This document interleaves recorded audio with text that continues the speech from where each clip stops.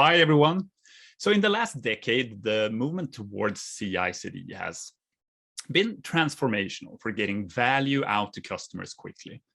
But in recent years, there's been a new process, a new tooling towards using configuration post-deployment in the form of feature flags, operational configuration, and other runtime configuration. So my name is Gunnar Grosch. I'm a developer advocate at Amazon Web Services. And in this session, we'll look at how continually adjusting the configuration to update and tune your code in production is a powerful, fast, and safe way to deploy value to your customers. And I also want to show you how Amazon uses continuous configuration tools at scale to move fast and to ensure maximum availability of our services. So in the early days of Amazon.com, making changes to the e-commerce code base was complex, it was slow, and it was fraught with danger. So one single change would require a complete redeploy of a single monolithic executable. And that executable was over 1 gigabyte in size, and it took over a day to compile. So there was so much time between making a change in the code base and then seeing the impact in production that it was really difficult to correlate the two. But over the years, as Amazon scaled and grew, this slow software deployment process was a bottleneck that limited the pace at which we could deliver features and application improvements for our customers. So to solve this, we broke down that monolith, moving towards a service-oriented design.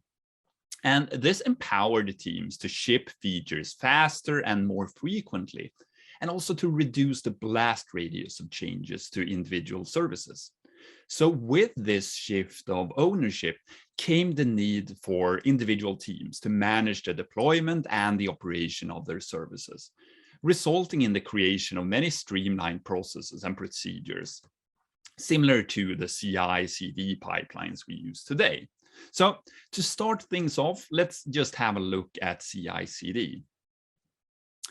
So continuous integration is, as many know, a DevOps software development practice where developers regularly merge their code changes into a central repository, after which automated builds and tests are run. And continuous integration often refers to the build or integration stage of the software release process. And it entails both an automation component and the CI or build service, and also a cultural component, for instance, learning to integrate frequently. And the key goals of continuous integration are to find and address bugs quicker, improve the quality of our software, and also to reduce the time it takes to validate and release new software updates. So why is continuous integration needed then? Well, in the past, developers on a team might work in isolation for an extended period of time, and they only merged their changes to the master branch once their work was completed. So this made merging code changes difficult and very time-consuming. And it also resulted in bugs accumulating for a long time without correction. And these factors made it harder to deliver updates to customers quickly. So continuous integration works by developers frequently commit to a shared repository using a version control system, such as Git. And prior to each commit, developers may choose to run local unit tests on their code as an extra verification layer before integrating. And a continuous integration service automatically builds and runs unit tests on the new code changes to immediately surface any errors that might be there. And continuous deployment or continuous delivery then is a software development practice where code changes are automatically prepared for a release to production. And the pillar of modern application development, continuous delivery really expands upon the continuous integration part by deploying all of those code changes to a testing environment and perhaps to a production environment after that build stage. So when properly implemented, developers will have a deployment-ready build artifact that has passed through a standardized test process. And continuous delivery lets developers automate testing beyond just unit tests, so they can verify application updates across multiple dimensions before deploying it to customers. So these tests might include UI testing, load testing, integration testing, API reliability testing, and so on and so on. And this, of course, helps developers more thoroughly validate updates and preemptively discover issues. And in the cloud, of course, it's easy and cost-effective to automate the creation and replication of multiple environments for testing, which perhaps previously was difficult to do on premises. So with continuous delivery, we have this ability to then successfully deliver code into production quickly with the help of this CI and then CD practice. So I'm going to focus today on the organized stages of this software release process. And I think many of you are familiar with them, but this is usually how these stages look like. So we start off with source, and this might be the last time a developer actually sees their code. So they put that code into a repository, will request code reviews and all of these necessary things. Then we move to the build stage, where we'll be doing our unit tests. We'll read and get our artifacts before moving into the different stages that we might have. So for instance, we have the testing stage, where we're going to try to do integration tests, performance tests, security tests, all of those tests that we need to have to make sure that the application is ready to go to production. And then when we go into production, we want to deploy with the less amount of downtime possible. So the continuous integration part, well, it's basically this first initial step of the stages. And then we have the continuous delivery stage, where we then move all through this process up until before we deliver it into production. With continuous deployment, we actually both build these code changes, we test them, and we push them into non-production testing or staging environments. And from there, we automate the delivery into our production environment. So this is all known. I think many of you are familiar with how we work with CI/CD. But then at this point, release is really only the start of a software project for us. So we at Amazon, going back to that example, configuration was still managed directly within an application's code base, which is what many do. And it made changes slow and still requiring a service to be redeployed or restarted to adopt a new configuration. And it was clear that while these CI/CD practices and all of these new technologies that we were able to use, it solved for many of the deployment challenges, there was still a lack of ability to modify application behavior quickly, especially in response to dynamic live environments. And that type of capability is really necessary to achieve the availability requirements for larger distributed systems like Amazon.com. So how about a new way of thinking then, where we first have continuous integration as a necessary and beneficial way of getting started. Then we have continuous delivery or deployment to make sure that we're able to deliver new code into our applications quickly and securely. But then we add on continuous configuration. Continuous configuration as a way to do these quick and safe configuration changes in the same way that we've been able to deploy and deliver code quickly with CI and CD. So I'm going to walk through what we mean by continuous configuration.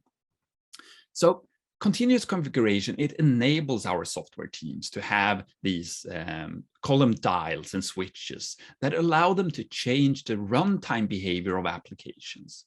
So just as Amazon.com evolved, external developers have been using application configuration to change how their software behaves for quite some time now. But generally, this type of configuration is static in nature, And companies remain stuck using quite old techniques that don't allow them to best serve their customers. And the configuration is loaded as an application initialized and then remains the same until the app restarts. Alternatively, we've seen a lot of customers have created their own ways to pull these type of configuration details from other places, be it Amazon S3 or a data store somewhere in a database, perhaps. And while this can work for some, these custom solution implementations, they often face constraints around latency, scalability, ease of use for developers, and a lot more. So true dynamic configuration is different. The source of configuration truth lives within an independent configuration management system, and is pulled by the consuming application. And these are configuration values that engineer anticipates will need to change easily in the future, or might vary according to specific system conditions, even if they don't know exactly when that will happen. And these values often fall into two different types of groups. Those that can modify operational behavior of an application, such as throttling, limits, connection limits, or perhaps logging verbosity, and those that can control feature access controls. And that could be feature flags, A/B testing, and user allow deny lists. And continuous configuration, it is the process of updating these dynamic configuration values during runtime, all without deploying new code or without restarting the app. So it allows, or it's also the practice of rolling out these changes in a controlled way using a deployment strategy across your different application fleets. And by doing this, we can limit the blast radius of these changes as we roll them out. All right, so we can then go from the familiar CI/CD to what we then call CI/CD/CC, because we all love new abbreviations, right? All right, so let's look at some different use cases for continuous configuration. I mentioned a few briefly, but let's look some more at it. So first off, feature flags. Feature flags is perhaps the most common and well-known way of using configuration. And let's say that we've deployed code to production, but we hide that behind what we call a feature flag configuration. So once a new feature is ready, we can release those into production, and then we can release them out to a small cohort first, for instance, internal users, users from a specific country, and so on. So app and feature performance is measured for us to then be able to understand the impact of these new features. So features can be slowly rolled out to more users over time. If something goes wrong, teams can then immediately roll back a feature. And a common use case for this capability is delivering an application change for, say, an event or occurring at a precise time, where a configuration change in a continuous configuration system is much smaller, quicker, and more reliable than trying to relaunch an entire application or perhaps rely on a DNS switchover. So I can give you an example. Let's say that we have a company that produces a TV show. They could then use continuous configuration feature flags to manage audience participation, so that the voting user interface can be displayed inside a mobile application just at that exact moment when the TV host announces that voting is now open on that specific TV show. And then they can close it for all users as soon as the period has completed.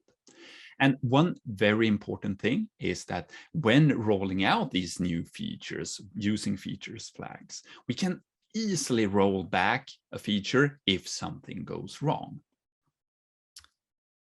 And all of this, once again, without any restarts or without any code changes. I also mentioned operational flags, and application teams and operational teams, they can then coordinate ahead of time to build in throttling values into configuration. So we can, for instance, throttle how an application works with the help of this continuous configuration, and then make these changes as the ops team can make these changes as factors change and dial throttling up or down. So an example could be that CPU alarms go off due to a traffic spike. Well, the operational team can then use this continuous configuration for an operational flag and throttle down, for instance, non-essential background tasks to handle that spike in load, so that the user still is able to use the application, but with some limited features, perhaps. Once again, doing this all without having to restart anything or making any changes to code, because everything is already deployed and tested into our production environment. And another example is to use security flags. So our application teams or the operational teams or sec teams, they can then build in flags to control logging verbosity into our application. So let's say that something happens in our application, we have a suspected production incident. Teams can then easily increase the verbosity of data collected about a suspected bad actor, for instance, in a dynamic fashion, easily by changing this configuration. And teams can then increase logging until the incident is over, then return to normal levels. Once again, all without a restart or code change, because it isn't handled in the code, it's instead handled by a separate configuration. So just like with code, typos happen even in configuration. So there are some dangers with using continuous configuration. We need to make sure that we have control over the configuration, just like with the code we deploy. So if we roll something out too quickly, it can have a large blast radius. Having that ability to then be able to quickly and confidently roll back is really critical in these types of systems. And that's something that is perhaps harder to do when you've built your own system for handling this configuration. So you might be thinking that these use cases that I mentioned now, feature flags, operational flags, and security flags, could simply use a database switch or some type of in-memory flag to solve this problem. But our experience is, by doing this in very large scale, that writing your own configuration system is complicated, particularly at scale. And one thing we've learned at Amazon and AWS by analyzing our internal correction of errors when we've had errors happen, is that configuration changes cause outages at about the same rate as code changes. So when it comes to resolving outages, manual configuration changes are being made when stress levels are high, further increasing the risk of errors in changes or attempted rollbacks. So in the moment where changes are most critical, validation systems and guardrails help give you that surgical precision when your hand is normally the shakiest, as it might be during an incident. So at AWS, we have this service called AWS App Config. And we use that internally when we launch services.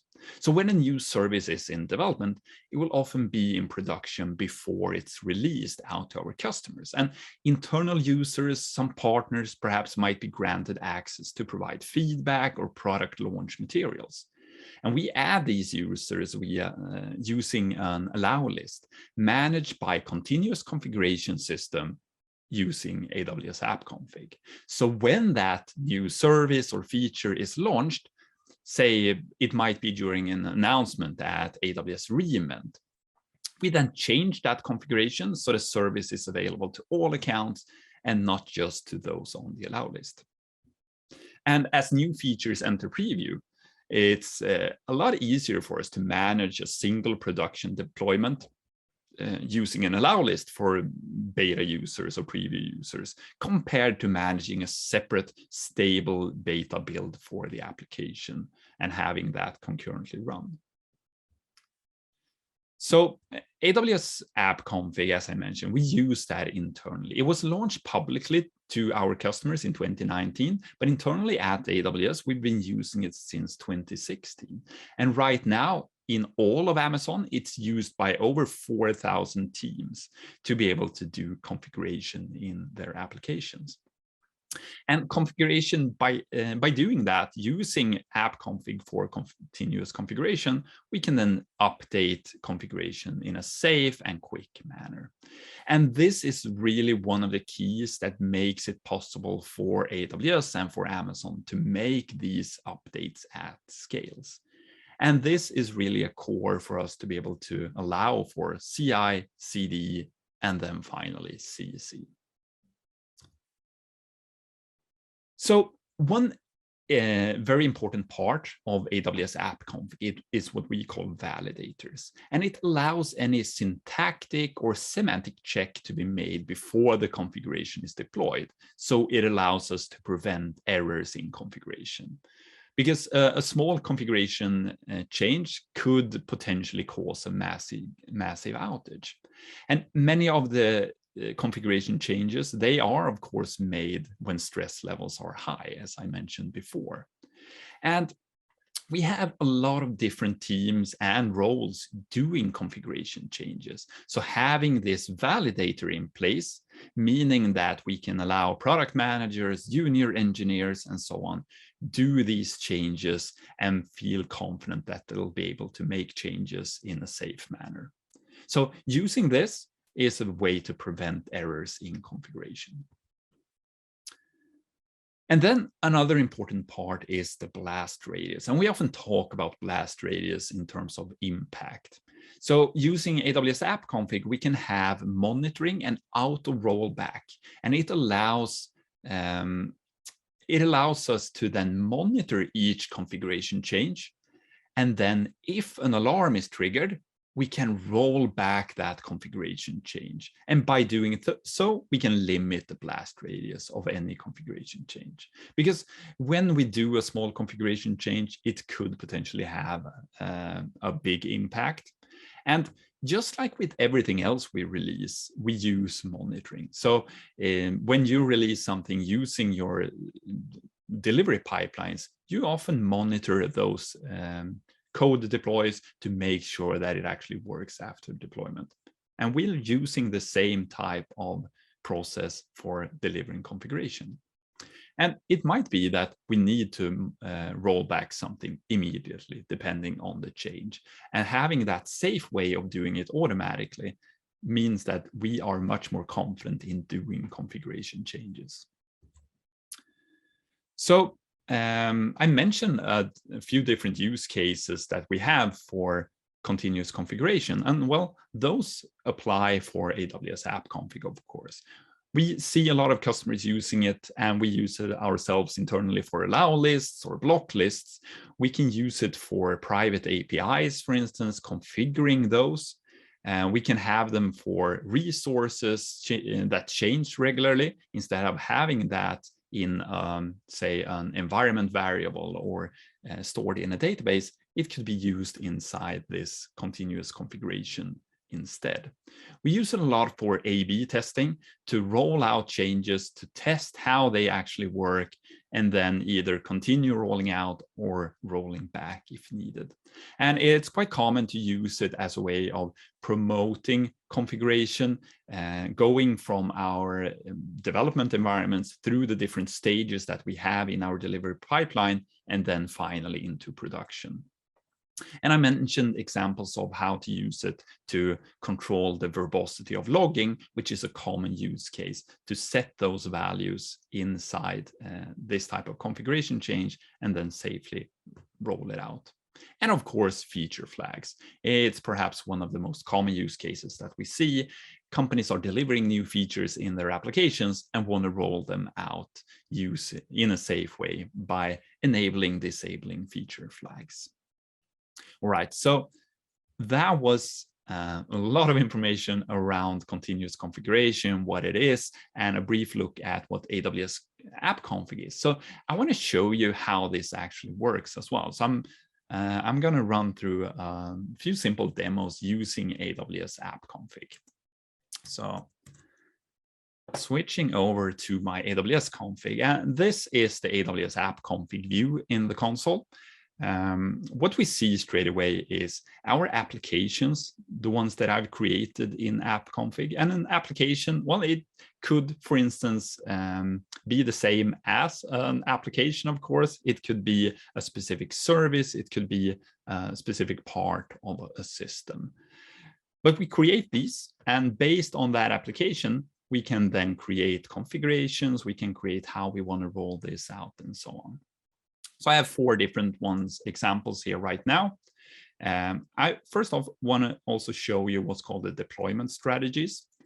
And that is the way how we roll out our configuration changes. So in the same way as you're rolling out code changes through your deployment pipelines, you're able to control how you want that to be rolled out. If you want it to be using specific intervals, if you wanted to do it in steps, if you want to do it all at once, and so on. And you can then create your own deployment strategy that works for your use case. There are some available already, defaults that we see companies use. For instance, linear deployment strategy every 30 seconds and in 50% steps. Maybe that's something that we use in a pre-production environment to be able to quickly roll things out in just a few steps. I've also created some for demo purposes that we'll be using that rolls out the entire configuration in one step without any interval. Besides those, that growth factor or the step percentage and the interval, we also have what's called the bake time. And the bake time is basically a period of time where we, after rolling out the configuration, we're able to then monitor that configuration change to watch for any errors. And if it happens afterwards, we can then safely roll back that configuration change in an automated way. So those are applications and deployment strategies. Next, I want to show you when I enter one of the applications, I have what's called a configuration profile. And the configuration profile, it is the actual configuration that I've created for my application. In this case, it's a very simple JSON configuration that I've created that simply contains 2 parts. First off, if it's enabled, true or false, and then a second option with a string value in this case. I'm going to show you later on how I'm actually using this. But we see customers, and we internally, we use these in many different ways. This is a very basic JSON. It could be quite large configurations, and we see customers using it that way as well, containing hundreds, if not thousands, of different parameters in those configurations. Besides having that, I also have different versions of it. So every time I make a change, I will create a new version. And that also allows me to switch between different versions that I've either pre-created or ones that if I want to switch back to a previous version of a configuration. So with that, the next step for me then would be to be able to start the deployment. And we're going to do that shortly. First off, I want to show you how I'm actually going to use this. So AWS App Config, it's an AWS service that makes use of, well, it's available using the different SDKs through APIs and so on. So you can run and use AWS App Config in any type of environment. It could be using serverless like AWS Lambda, it could be EC2 based, it could be even on-premise. So running it within your own servers, running in your own data center as well, and fetch that configuration and make use of continuous configuration that way. The example I'm going to show you now is using AWS Lambda. So let me switch over to VS Code. And I have a simple serverless application set up for this example. I'm using SAM to deploy it, so infrastructure as code, using basic YAML.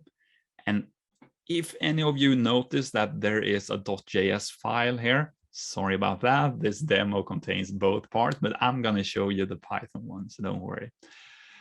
So first off, in this application, I have an AWS Lambda function. This AWS Lambda function is used in Python 3.9. To be able to use AWS app config, I can make use of the SDK, as I mentioned, and use the different SDK calls and call the API to fetch configuration.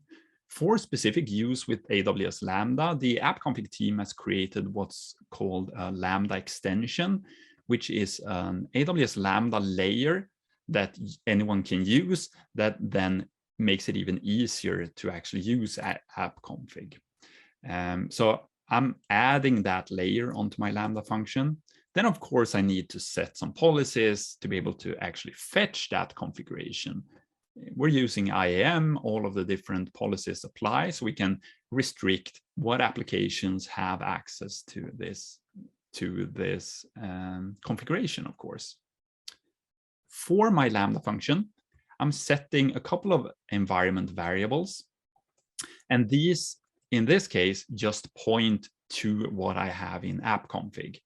My AWS app config application that we just looked at in the console, my configuration profile, that is the configuration that we looked at, and also an environment. We can use multiple different environments with app config, so we can have one environment set up for production, one for test, and so on and so on. I'm going to tie this AWS Lambda function to an API so that we're actually able to use it and see that it works, simply using AWS API Gateway. And then further down in this infrastructure as code example, I'm doing what we saw in app config. So setting up my application, creating an environment, and I'm creating my configuration profile. And then I'm creating my actual configuration version. And as you can see here, this is the same JSON as we saw in the console. So it's set to false, and we have a message option. And that's basically it. So I've deployed this already, so it's available. I'm going to show you the very simple Python Lambda function as well. So I'm getting all of the environment variables, first off, the application environment and the configuration. And then by using that AWS Lambda extension, the Lambda layer, instead of doing the SDK calls, configuring everything myself, I can simply make a call to the Lambda extension, which is a basic HTTP call to that Lambda extension running in my AWS Lambda environment in this case, and then call out for that specific application, environment, and configuration. I'm then getting that, and I'm returning it into my Lambda handler. And this is a very basic example, so bear with me, but checking if it's set to true, it will return a message that says hello from, and whatever that message option is. If it's set to false, or rather if it's not true, it will instead say hello from AWS Lambda. Very basic example. And then return that through our API gateway. So let's just see that it actually works. Spoiler alert, but yeah, reloading this shows me hello from AWS Lambda. Cool. So that means that it's now fetching the AWS app config configuration. It's checking the configuration, seeing that it's set to false, and then returning hello from AWS Lambda. Now, with the help of app config, we can now make a change to this configuration. So starting off with, let's say we're starting off, oops, sorry. Oh no, all right, of course I'm signed out, just a second. Just logging in. And we should be back. Cool, there we go. app config demo, back to my configuration. I actually already have a version that's set to enable true, but just to show you how it works, I'm creating a new one. I can make changes. Let's just make a change to make sure. Create my new version. Now with that version available, I can start a deployment. So starting a deployment allows me to first off choose my environment. I only have one environment in this case, but I could now roll it out to a, say, a testing environment or to a dev environment, or I could roll it out to production if needed. I choose the configuration version. It automatically chooses the latest one for me. And I then choose the deployment strategy. And in this case, just to make it easy, I'm going to use one that is everything straight away. And let's start that deployment. And that's quick enough. It goes into the complete state, meaning it should now have that new configuration. So switching back to my API, we can see that it now says hello from AWS app config 2. So first off, it's fetching the configuration, the new version that I created. It is then seeing that the configuration is set to true, so it will get the message out of that JSON file. So even though it's a simple example, I hope you're able to see how you could use this to fetch configuration at runtime and do that in a safe manner. But I want to show you something else. One thing that we have that's, I talked about safety and doing these in a safe way. So I want to show you how we could do that. So switching to the environment for my simple application, I can update that environment and add a monitor. So I'm gonna copy paste one that I know. There we go. So this is an AWS CloudWatch alarm that I have set up. Oops. Oh, sorry. This is the IAM role. Sorry about that. This is the IAM role for my for app config to be able to actually read that alarm. And then I'm going to select my alarm. There we go. That makes sense.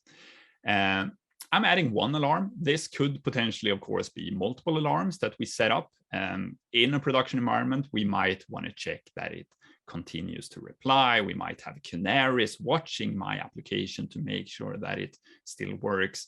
I can then add multiple alarms and have those keep track of the application when we're rolling out these changes. So updating the environment. The only change now is that I now have an alarm watching every deployment that we do. So next then, I can now start a new deployment. Let's say that we want to switch back to version 4. To be able to actually test this, I'm going to use this one, linear deployment, 50% every 30 seconds for me to actually have time to see that this works. I'm going to show you the CloudWatch alarm to begin with. There it is. It is in the OK state, meaning that my application works as intended.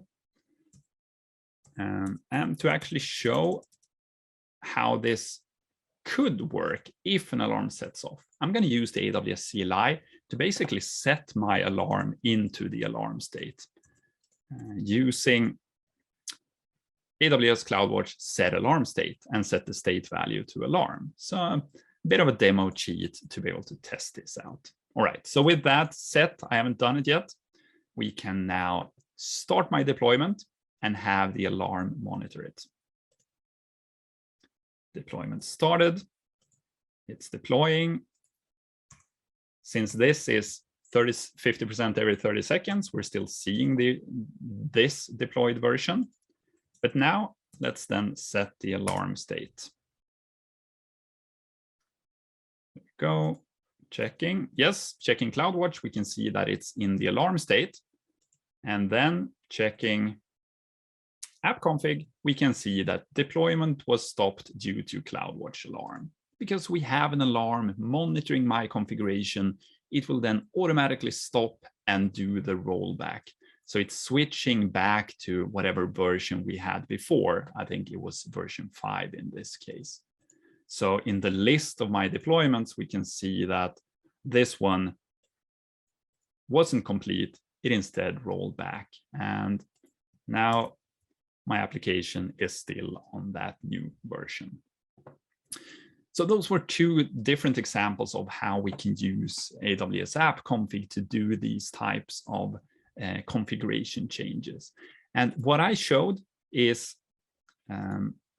using AWS App Config to actually store my configuration. You are able to store configuration in S3, for instance, as well, or in parameter store to be able to use that, but then make use of AWS App Config to roll out these configuration changes and to actually do it in a safe, controlled manner, where you don't have to keep an eye on the deployments to make sure that it actually works, because instead you have alarms, you have things in place to make sure that you don't have, say, an increase in error rates or higher latency on each page load after that configuration change is done.